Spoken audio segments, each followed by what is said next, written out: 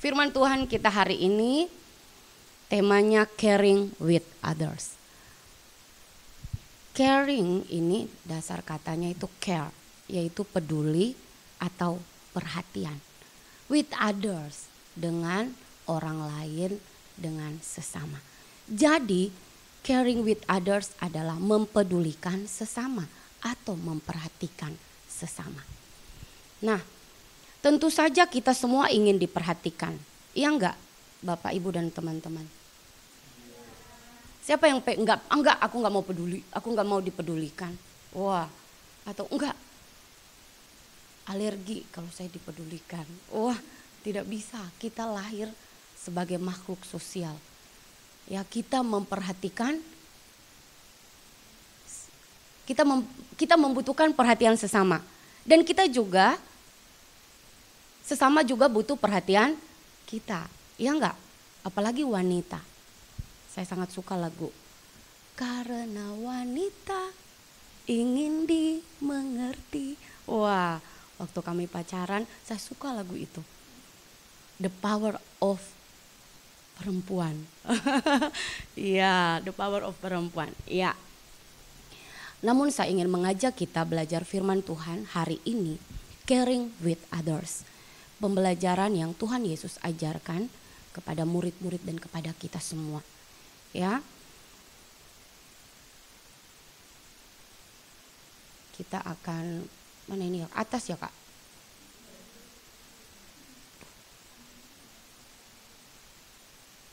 Gimana sih? Ini butuh, nah tolong caring with others, butuh bantuan. Ini baru memulai saya sudah membutuhkan bantuan. Ya. Aduh, luar biasa nih, baru 2 kali saya pegang barang ini ya. Waktu sekolah minggu dan sekarang. Ya, ini sudah tidak asing lagi pelajaran firman Tuhan hari ini untuk kita, yaitu Lukas 10. Kita buka bersama-sama firman Tuhan dari Lukas 10 ayat 25 sampai 37. Kita akan membaca secara pelan-pelan dan saya ingin menjelaskannya. Pada suatu kali, ya, orang Samaria yang murah hati. Pada suatu kali berdirilah seorang ahli Taurat untuk mencobai Yesus. Ini luar biasa. Seorang ahli, ya, ahli Taurat. Ahli Taurat ini ahli kitab.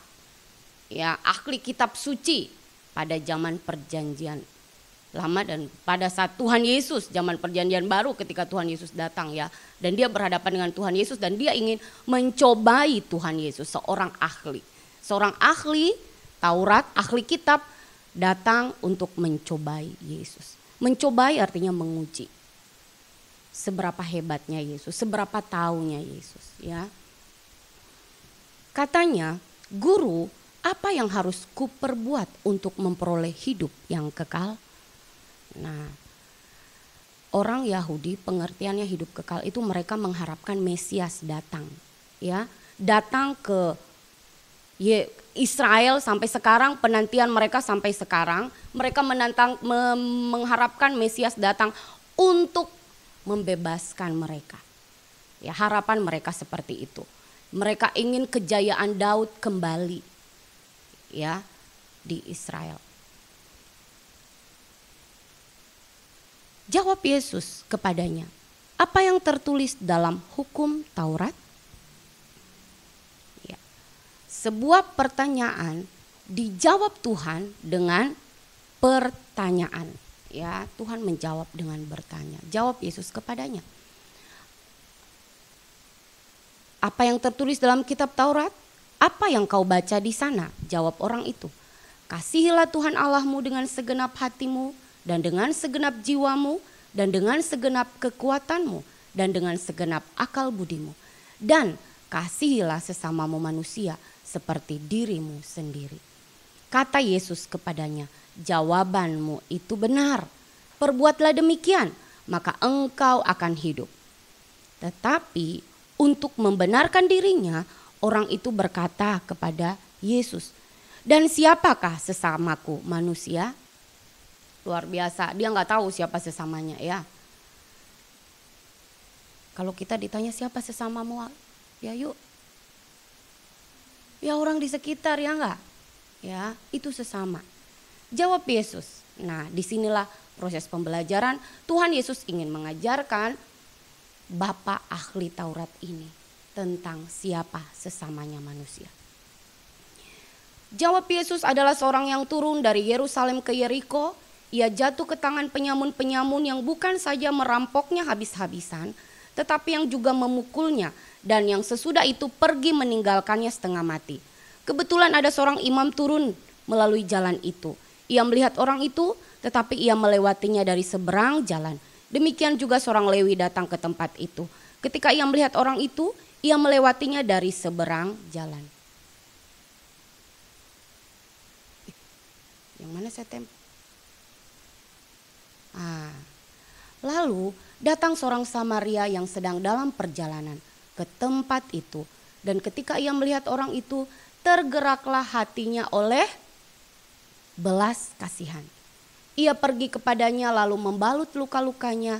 Sesudah ia menyiraminya dengan minyak dan anggur. Kemudian ia menaikkan orang itu ke atas keledai tunggangannya sendiri. Lalu membawanya ke tempat penginapan dan merawatnya. Keesokan harinya ia menyerahkan 2 dinar kepada pemilik penginapan itu, katanya, rawatlah dia, dan jika kau belanjakan lebih dari ini, aku akan menggantinya waktu aku kembali. Siapakah di antara ketiga orang ini menurut pendapatmu adalah sesama manusia dari orang yang jatuh ke tangan penyamun itu? Jawab orang itu, orang yang telah menunjukkan belas kasihan kepadanya.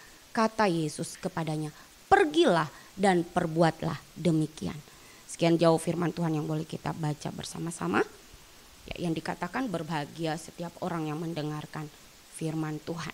Ya, firman Tuhan ini mengajarkan kita siapa sesama manusia. Ya, seorang ahli Taurat ini tanya, siapa sih sesamaku? Ya, seringkali juga kita mungkin berpikir, siapa sih sesamaku? Dan untuk apa aku berada di tengah-tengah sesamaku?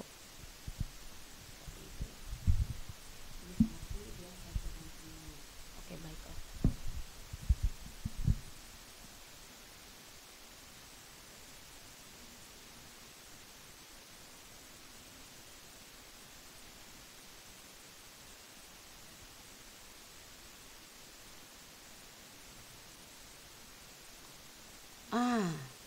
Akhirnya kalian deg-degan juga, ibu juga deg-degan. Jadi di sini ahli Taurat mencobai Tuhan Yesus dengan mempertanyakan tentang hidup yang kekal. Selanjutnya Tuhan Yesus memberikan sebuah jawaban. Jawabannya adalah berupa pertanyaan. Apa yang tertulis dalam hukum Taurat? Apa yang kau baca di sana? Dan dia menjawab apa yang tertulis dalam hukum Taurat, 10 hukum yang di dalamnya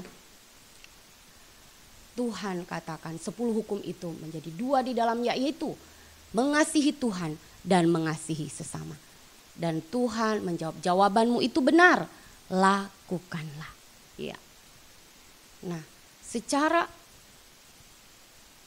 akademis, secara intelektual, seorang ahli Taurat ini orang yang luar biasa. Memiliki pengertian, pemahaman, ya, karena dia seorang ahli, tentu saja dia orang yang ahli di bidang yaitu kitab suci. Dia belajar kitab suci secara luar biasa dan dia juga beribadah kepada Tuhan secara luar biasa, melakukan hukum Taurat. Tetapi Tuhan bertanya kepadanya, siapakah sesamaku? Dia bertanya kepada Tuhan, siapakah sesamaku manusia? Ya, who is my neighbors? Nah, karena dia ingin membenarkan dirinya, katanya kepada, ya, ini isi hati orang ini. Di sini Tuhan Yesus menceritakan tentang 3 tokoh, ya, ada 4 tambah korban, yaitu orang Samaria. Yang pertama Tuhan menjelaskan tentang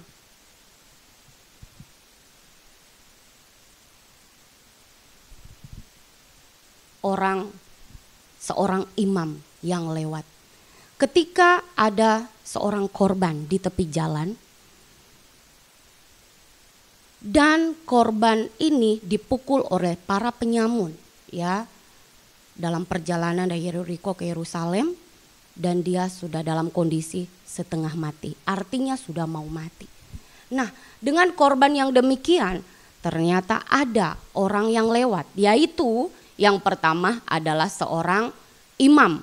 Dan imam ini tidak peduli dalam perjalanan, dia hanya menengok orang ini dan dia berlalu begitu saja. Artinya dia mengabaikan orang yang sedang sekarat. Selanjutnya ada orang Lewi. Dia juga sama dengan imam, mengabaikan orang yang sedang sekarat. Imam dan Lewi dua-duanya adalah orang yang penting di dalam bait suci. Imam tugasnya adalah berdoa kepada Allah, membawa umat kepada Allah. Nah, imam ini takut mengambil resiko. Kalau dia mendatangi orang ini, tentu saja dia mungkin ketakutan ada para penyamun di sekitar situ. Atau yang kedua, dia juga mengabaikan orang ini karena apa? Dia bekerja di bait suci. Dia tidak bisa menyentuh mayat. Ya, kalau seorang imam menyentuh mayat artinya 7 hari dia harus membasuh dirinya. Dia tidak boleh melayani Tuhan di bait suci. Rugi dong. Dia mau mengasihi Tuhan. Rugi kalau dia tidak beribadah kepada Tuhan selama 7 hari. Dia menjadi najis. Harus memperhatikan orang yang sekarat di tepi jalan. Dia lebih mengutamakan persekutuannya dengan Tuhan daripada melihat orang yang membutuhkan pertolongan yang ada di depan matanya. Lewi, kita tahu Lewi tugasnya adalah mengurus perkakas bait suci. Dia juga tidak bisa sembarang menyentuh mayat. Dia juga tidak bisa bekerja di bait suci karena dia akan dinyatakan najis dan dia harus menyucikan dirinya. Karena hubungan dengan Tuhan lebih penting dibandingkan dengan menolong orang yang sedang sekarat, membutuhkan pertolongan. Kira-kira sama seperti kita. Ada orang yang jatuh di tepi jalan. Kita cepat-cepat lewat. Lewat di situ kita tidak melihat. Oh ya, rusak. Nanti saya harus ceklek jari saya. Ya enggak? Kalau enggak ceklek jari saya, hilanglah saya uang makannya. Terlambat saya. Rugi saya. Lebih mementingkan apa? Diri sendiri. Daripada berkorban untuk orang lain. Berbicara tentang kerajaan Allah, kerajaan sorga, sederhana Tuhan mau mengajarkan. Tuhan mau sampaikan kepada Bapak ahli Taurat ini. Kasihi Tuhan Allahmu. Yes, dia sudah beribadah dengan begitu sungguh-sungguh kepada Tuhan. Satu hari berapa kali dia berdoa kepada Allah. Memuji Allah, membaca kitab suci, bahkan mereka menulis kitab suci. Terus menerus dan kita bersyukur juga para ahli Taurat. Karena kitab suci itu mereka yang tulis. Ya, perjanjian lama itu berketurunan mereka yang menulisnya. Tetapi Tuhan mau pengenalan mereka akan Allah itu diwujud nyatakan dengan mengasihi sesama. Dan ini contoh praktis yang Tuhan mau tunjukkan kepada ahli kitab ini. Siapa sesamaku manusia?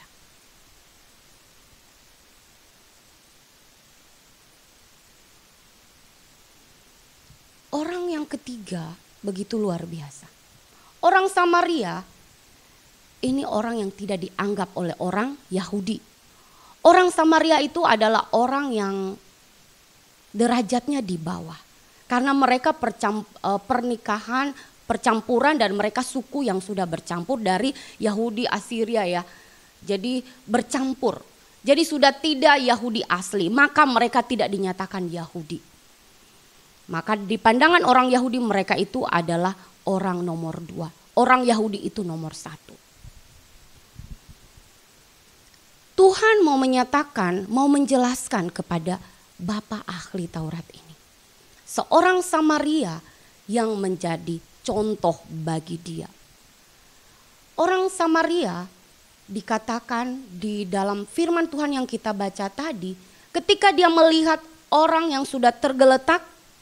Yang dalam kondisi sekarat karena dihajar, dipukul dan dirampok oleh para penyamun.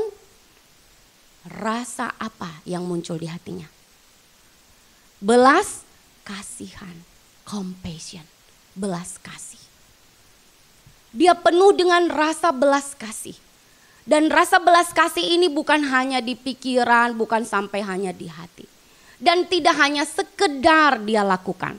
Tetapi di sini ada berapa kata kerja aktif. Ada berapa? 9 kata kerja aktif. Ya, memperlihatkan tindakan nyata orang Samaria dengan wujud rasa belas kasih yang diwujud nyatakan di dalam perbuatan nyata. Yaitu yang pertama, dia mendatangi. Kalau dia datang ke situ, artinya dia sudah siap sedia juga mau dihajar oleh siapa? Para penyamun. Ya, dia tidak tahu penyamun ada atau tidak, tetapi kesiapannya untuk menolong orang itu lebih dipentingkan daripada kepentingan pribadinya. Dia datang, mendatangi korban. Yang kedua, membalut lukanya. Tidak sekedar membalut. Ketiga, menyiram dengan minyak. Berarti dalam perjalanan dia ada persediaan minyak. Yang keempat, menyiram dengan anggur. Ya, minyak anggur ini berharga. Sudah ada pengorbanan lagi. Selanjutnya, menaikkan ke atas keledai. Ini sudah, ayo, kalau menggendong itu apa bahasa Inggrisnya? Carrying juga ya? Menggendong. Ya, mengangkat ke atas keledai. Seorang diri. Ada kawan? Bayangkan ini, kita tidak tahu berapa kilo ya Bapak sang korban. Tetapi dia berusaha dengan sekuat tenaganya. Memberi dirinya mengangkat Bapak ini. Selanjutnya membawa ke tempat penginapan. Sampai di sana dia merawat lagi. Wah, ini kasih belas kasih yang luar biasa. Sudah dirawatnya, dia membayar lagi kepada tuan penginapan itu. Setelah dia bayar, dia berpesan. Kalau kurang nanti, sudah kau gunakan uang ini. Kalau kurang, nanti kau beritahu ke saya. Artinya dia tidak hanya sekedar saja dalam berbuat kasih. Dia tidak hanya setengah saja.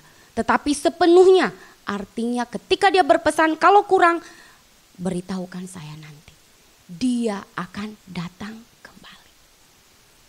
Wah, ini kasih yang luar biasa yang ditunjukkan oleh seorang Samaria. Rasa belas kasih yang begitu besar di dalam dirinya. Ya, bersedia membantu menolong orang lain dengan sebuah pengorbanan yang begitu luar biasa.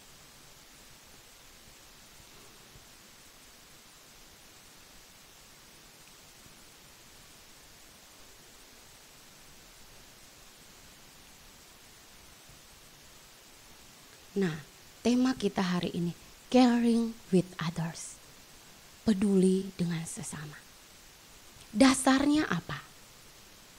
Tuhan berkata kepada ahli Taurat itu, benar sekali perkataanmu, kasihi Tuhan, kasihi sesama. Lakukan itu. Bertanya lagi, siapakah sesamaku manusia? Tuhan menyatakan, menurutmu dari 3 orang itu, siapa sesama manusia? Sang ahli Taurat menjawab, orang yang melakukan kasih kepada korban. Dialah sesama manusia.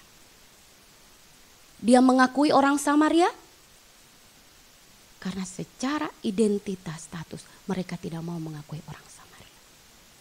Tuhan mau mempermalukan orang-orang yang merasa dirinya paling benar.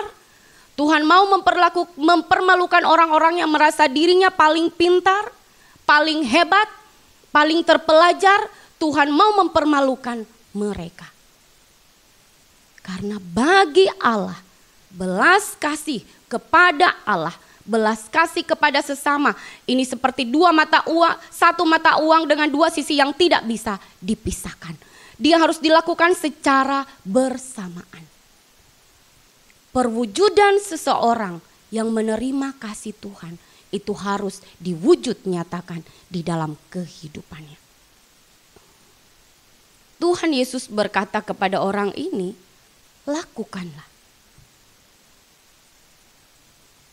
Tadi dikatakan dia cuma ngapain? Mencobai. Dia melakukan tidak? Namanya orang mencobai. Orang pintar nyoba, nguji. Kita seringkali jadi orang-orang pintar yang banyak menguji orang lain. Ya, tetapi firman Tuhan ini mengajarkan kita peduli dengan sesama, berbelas kasih. Ya, belas kasih itu yang Tuhan kehendaki. Mengasihi sesama. Mengapa? Karena caring with others, peduli dengan sesama, ini dasarnya adalah kasih. Oh, di sini sudah berpindah ya. Harusnya kasihnya ada di sini. 1 Yohanes 3 ayat 16 sampai 20 berkata demikian. Demikianlah kita ketahui kasih Kristus, yaitu bahwa Ia telah menyerahkan nyawanya untuk kita. Jadi kita pun wajib menyerahkan nyawa kita untuk saudara-saudara kita. Barang siapa mempunyai harta duniawi dan melihat saudaranya menderita kekurangan, tetapi menutup pintu hatinya terhadap saudaranya itu, bagaimanakah kasih Allah dapat tetap di dalam dirinya? Menutup mata dengan orang yang sekarat, menutup mata dengan orang yang menderita, dipertanyakan oleh Tuhan. Bagaimanakah kasih Allah dapat tetap di dalam dirinya? Adakah kasih Allah? Tuhan menyatakan kepada murid-muridnya, anak-anakku, marilah kita mengasihi bukan dengan perkataan atau dengan lidah, tetapi dengan perbuatan dan dalam kebenaran. Karena Allah adalah kasih. Ini sungguh luar biasa. Saya secara pribadi ditegur oleh firman Tuhan ini. Ya, bagaimana kehidupan kita sebagai anak Tuhan? Belas kasih ini timbul bukan dengan sendirinya, tetapi belas kasih di dalam setiap orang yang mengaku dirinya Yesus Kristus adalah Tuhan dan Juru Selamat. Artinya kita sadar bahwa Tuhan telah datang ke muka bumi, menyelamatkan kita yang berdosa, yang seharusnya kita dibinasakan. Kita diampuni, kita ditolong, kita disertai, kita dijaga, kita dilindungi. Seharusnya lah kita yang sudah beroleh belas kasih Tuhan yang begitu besar melakukan kasih ini kepada orang-orang yang ada di sekitar kita. Itu sudah harus. Karena itulah hukum kasih. Hukum Taurat terdapat di dalam dua hukum ini. Kasihi Tuhan dan kasihi sesama. Karena kasih Tuhan di dalam kita. Kita mengasihi bukan untuk dapat pahala. Kita mengasihi bukan supaya bisa masuk ke sorga. Kita mengasihi karena sorga itu sudah diberikan kepada kita. Jaminan hidup kekal sudah diberikan kepada orang yang percaya kepada Tuhan. Maka Tuhan mengajak, anak-anakku, marilah kita mengasihi bukan dengan perkataan atau dengan lidah, tetapi dengan perbuatan dan dalam kebenaran. Ini sungguh indah. Terus kita berpikir, terus siapakah sesamaku? Siapa orang lain yang ada di sekitarku? Supaya ku kasihi, ku perhatikan. Ya, kita yang ada di kantor, orang-orang yang di dalam lingkungan kita. Seperti hari ini, ada yang ulang tahun, udah sibuk. Ya, kakak-kakak sejak kemarin udah sibuk, yuk kita buat perayaan. Itu namanya caring. Ya, memperhatikan. Ada yang sakit, kita berdoa. Ulang tahun, kita berdoa. Ada yang mau wisuda, yang sedang skripsi, kita doakan. Itu namanya kepedulian. Di gereja juga demikian. Ada pelayanan diakonia. Dan Tuhan lebih mau menyatakan lebih dalam lagi tentang kasih Allah yang begitu besar akan dunia ini. Bukan hanya kepada orang Yahudi hidup kekal. Orang Samaria juga berhak mendapatkan hidup kekal. Orang Asia juga. Semua orang di muka bumi ini. Tuhan anugerahkan hidup kekal. Orang yang menaruh belas kasih kepada sesamanya. Ya. Ini sungguh indah karena Allah adalah kasih.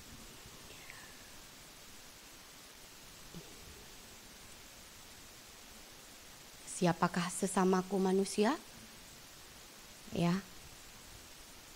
Orang Samaria tadi sudah melakukan bagian dia sebagai sesama manusia. Orang yang sedang sekarat diperhatikan. Dan kita siapa sesama manusia yang ada di sekitar kita?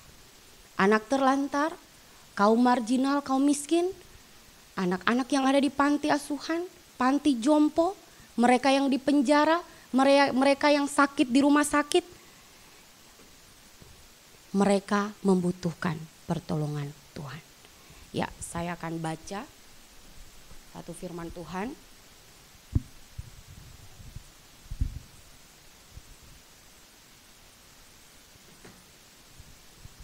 Mereka inilah yang perlu untuk kita layani. Firman Tuhan berkata di dalam Matius 25 ayat 40, saudaraku, lakukanlah untuk sesungguhnya segala sesuatu yang kamu lakukan untuk salah seorang dari saudaraku yang paling hina ini, kamu telah melakukannya untuk aku. Tuhan bilang, orang-orang yang paling hina itu adalah saudara Tuhan, saudaraku. Ya, Matius 25 ayat 33 ini penghakiman terakhir. Ya, Tuhan mau ingatkan kita semua. Ya, saya kurang jelas ini mata saya membacanya, saya nggak bawa. Siapa boleh baca di sini? Matius 25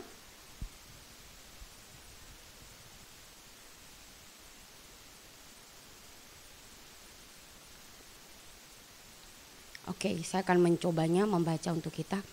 Dan ia akan berkata juga kepada mereka yang di sebelah kanannya, enyahlah dari hadapanku hai kamu orang-orang yang terkutuk. Enyahlah ke dalam api yang kekal yang telah sedia untuk iblis dan malaikat-malaikatnya. Sebab ketika aku lapar, kamu tidak memberi aku makan. Ketika aku haus, kamu tidak memberi aku minum. Ketika aku seorang asing, kamu tidak memberi aku tumpangan. Ketika aku telanjang, kamu tidak memberi aku pakaian.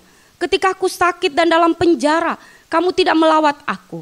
Lalu mereka pun akan menjawab dia katanya, Tuhan, bila manakah kami melihat engkau lapar atau haus atau sebagai orang asing atau telanjang atau sakit atau dalam penjara dan kami tidak melayani engkau?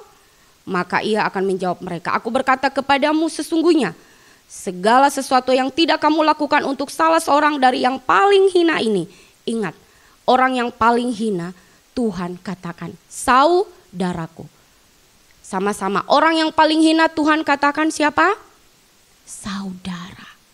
Jangan kita sombong. Allah melihat yang paling hina itu adalah saudaraku, kata Tuhan.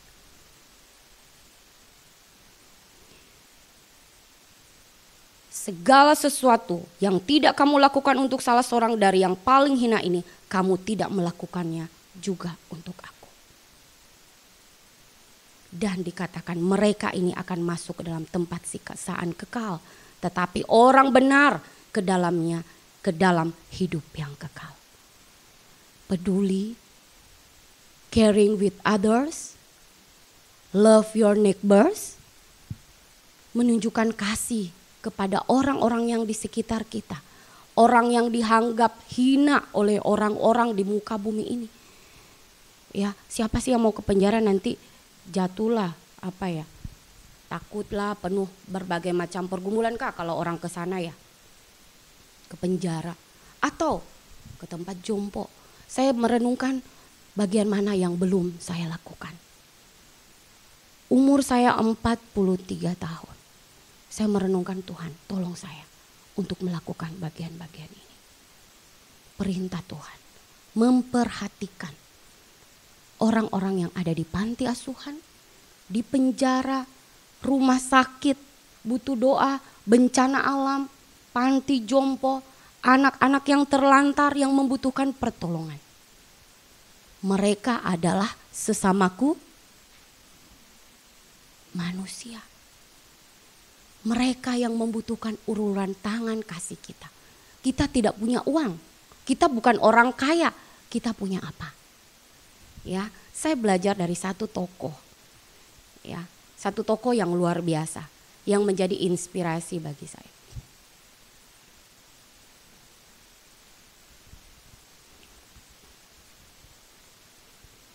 Ya, ini yang Tuhan katakan tadi. Jika kita melakukan ya kebaikan, kasih kepada orang-orang ini, kita melakukannya untuk Tuhan. Perjalanan hidup sang pelayan. Saya mengingat ketika Bapak Pendeta almarhum menseringkan ke kami tentang pelayanan. Permulaan dia melayani Tuhan di Kalimantan Barat. Dia melihat anak-anak yang pergi berangkat sekolah, pergi jam 8, pulang jam 9. Cuman 1 jam. Artinya anak-anak tidak mendapatkan pendidikan yang semestinya. Terus ngapain di sekolah cuma 1 jam? Disitulah timbul hatinya. Ya, di situ timbul apa tadi? Belas kasih. Ketika dia ke Kalimantan dan dia melihat anak pulang sekolah hanya 1 jam di sekolah, langsung tergerak hatinya oleh belas kasih. Kira-kira belas kasih dari siapa? Yang klek di hatinya. Saya percaya itu belas kasih dari Tuhan. Ketika dia mendapat belas kasih dari Tuhan, Tuhan anugerahkan di dalam hatinya. Dia mulai ya melakukan tugas pelayanan yang begitu luar biasa. Yang sebentar lagi ya, tanggal 3 Februari. 3 Februari kita akan merayakan Mika yang ke-21 tahun. Itu pelayanan yang dia lakukan. Dari dia melihat anak yang pergi sekolah hanya 1 jam saja. Dia seorang hamba Tuhan yang begitu luar biasa. Saya sangat suka di sini ya, ada kalimat. Dia adalah seorang pendeta dan gembala sidang gereja reformasi Indonesia. Baginya menjadi pendeta tidak hanya dituntut pandai berkhotbah, tetapi juga tekun menjaga keselarasan antara kata dan perbuatan. Panggilan pelayanannya pun sederhana, yakni di jalur pengajaran dan pendidikan Kristen dengan mengisi apa yang kosong, melengkapi yang kurang dan membangun yang jatuh hingga titik darah penghabisan.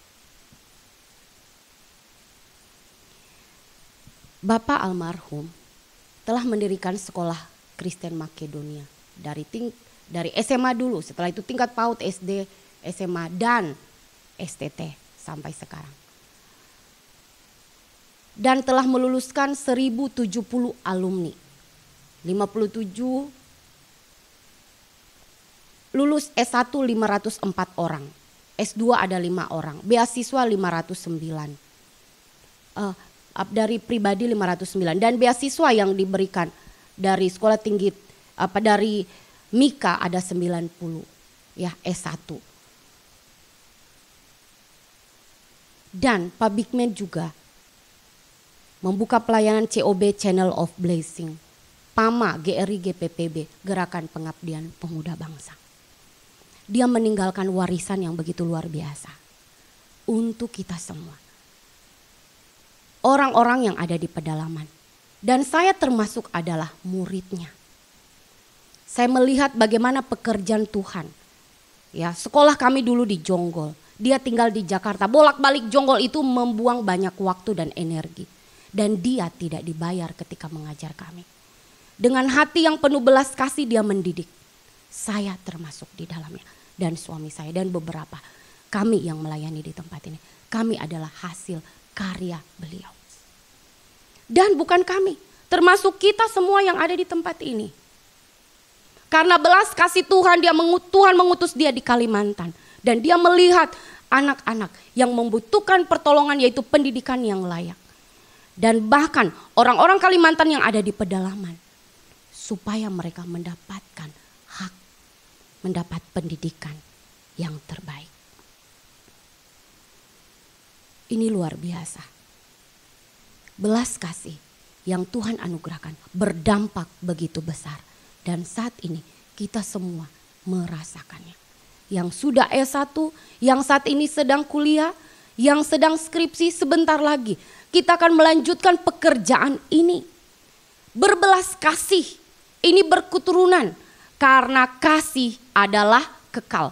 Iman, pengharapan, dan kasih. Paling besar diantaranya adalah kasih. Kasihi Tuhan Allah, kasihi sesama. Kasih di dunia, kembali ke surga, kita di sana berkasih-kasihan. Kasih itu kekal. Karena Allah adalah kasih. Dan kasih harus diwujud nyatakan. Bukan hanya kita beribadah di gereja, angkat tangan, puji Tuhan. Ibadah minggu, ibadah tengah minggu, PA, oikumene, ibadah pemuda, ibadah terus menerus ya. Seperti ahli Taurat tadi, ibadah terus. Dan tidak pernah pergi keluar melihat saudara-saudara kita yang susah, yang menderita. Kata Tuhan, mereka yang paling hina itu adalah saudaraku. Jika kamu melakukan belas kasih kepada mereka, maka kau melakukannya untuk aku. Ini mengingatkan saya selama 43 tahun Tuhan berkenan hidup di muka bumi ini. Saya bersyukur Tuhan mendidik. Ya, menjadi seorang pelayan Tuhan. Diutus ke beberapa tempat, yaitu bencana alam ketika di Aceh. Ya, kami juga masih sedang pendidikan. Demikian juga di Batam, di tempat-tempat kaum marginal. Orang-orang yang terpinggirkan. Saya ingin menceritakan ini kisah yang luar biasa. Ketika Pak Gelen bertemu dengan komunitas hamba-hamba Tuhan yang luar biasa. Ya, masuk sekolah. Sampai di sana mereka duduk bersama. Berkenalan lah ya. Satu hari Pak Gelen senyum-senyum pulang ke rumah, saya bingung kenapa. Dia cerita, iya saya tadi ketemu ada hamba Tuhan kenalan. Terus ditanya, pelayanan di mana Pak? Pak Gelen menjawab, kami pelayanan di rumah liar. Di rumah-rumah kumuh. Setelah istirahat Bapak itu udah tidak mau lagi duduk di sampingnya. Ya, Pak Gelen berpikir mungkin karena saya pelayanan di situ. Bukan gereja yang besar. Bukan jemaat yang ribuan, bukan jemaat yang menengah atas, karena dia jemaatnya ribuan dan menengah atas. Kita pelayanannya di rumah liar. Orang-orang yang terbuang dideportasi dari Malaysia dan Singapura. Dan mereka tidak punya tempat tinggal ketika mereka dibuang ke Batam. Dan mereka membangun rumah di hutan-hutan dan rumah itu penuhlah mereka. Tanpa alas, hanya atapnya itu dari getah karet. Dan berbaulah itu kan. Pelayanan kami seperti itu. Dan orang-orang di dalam bukan orang-orang yang hebat. Anak-anak pemulung. Anak-anak pemulung, orang tua pemulung, pekerjaan kasar. Ya, tidak semua orang. Bahkan teman saya secara pribadi tidak mau menginjak kaki ke tempat pelayanan kami. Dia hanya mau menginjak kaki di pastori. Kalau pastori kami di samping mall, ya, rumah orang Chinese yang kami sewakan waktu itu. Dia cuma mau ke situ. Dia tidak mau menginjakan kakinya ke tempat pelayanan ini, karena bagi dia ini sangat memalukan. Mungkin dia malu, nanti pamornya jadi turun. Jangan berpikir semua hamba Tuhan itu. Ya, kita belajar dari ahli Taurat. Kita belajar dari para imam, kita belajar dari orang Lewi. Tidak semua orang melihat orang hina ini sesamanya. Kalau orang hebat dia mau foto. Kalau orang kaya foto, orang terkenal foto dengan orang-orang hebat-hebat itu. Tetapi dengan orang-orang susah, maukah terjun ke bawah? Secara manusiawi kita sibuk melihat ke atas. Kita tidak sibuk melihat di sekitar. Dan orang-orang yang kekurangan. Orang-orang yang membutuhkan pertolongan Tuhan.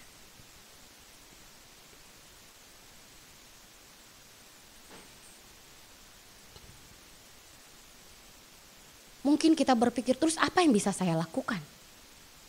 untuk mengasihi sesamaku. Ya, Bapak Pendeta Bigman sudah merintis pelayanan. Ternyata pelayanan Gerakan Pengabdian Pemuda Bangsa ini dari tahun 2001 ya. Saya baca tadi. Sama dengan Mika. Dan Gerakan Pengabdian Pemuda Bangsa dilakukan, yaitu mengasihi orang-orang yang marginal, yang membutuhkan pertolongan.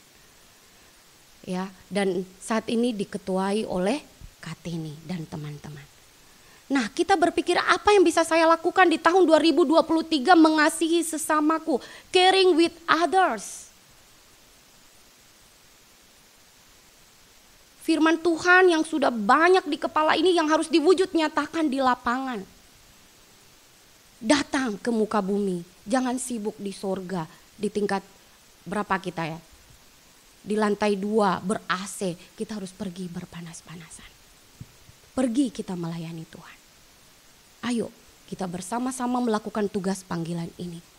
Ada pelayanan anak yang akan dilakukan. Ya dalam bulan ini ya Kak. Akan diadakan. Semua terlibat. Karena Pendeta Bigman Sirait memulai dari situ. Pelayanan Mika menjadi besar itu dari dia melihat anak. Satu anak yang pergi sekolah dan pulang. Hanya 1 jam saja.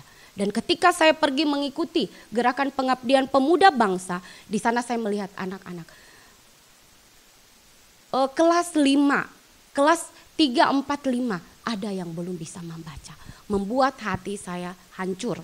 Dan saya mengatakan kata ini, segera kita mengambil tindakan untuk pergi. Terjun ke lapangan, mendidik dan mengajar anak-anak ini. Kembali belas kasih ini berkobar di hati kita. Minta kepada Tuhan supaya Tuhan menolong kita untuk melakukan hal yang kecil. Ya. Ada satu kalimat dari Mother Teresa. Not all of us can do great things, but we can do small things with great love.